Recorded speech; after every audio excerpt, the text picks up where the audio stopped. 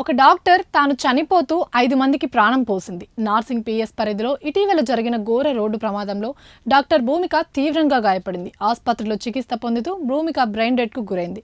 భూమిక ఇక లేదని తెలిసి ఆమె కుటుంబంలో విషాద ఛాయలు అలుముకున్నాయి. అయితే జీవన్ దాన్ చొరవతో భూమిక కుటుంబ సభ్యుల అంగీకారంతో ఆమె గుండె, లివర్, లంగ్స్, కిడ్నీలను దానం చేశారు. దీంతో చనిపోతూ కూడా ఆ వైద్యురాలు భూమిక 5గురికి ప్రాణం పోసినట్లయింది. పుట్టెడు దుఃఖంలోనూ ఔదార్యం చూపిస్తూ అవయవాలను దానం చేసేందుకు ముందుకు వచ్చిన భూమిక కుటుంబ సభ్యుల పట్ల సర్వత్రా అభినందనలు వెల్లువెత్తుతున్నాయి.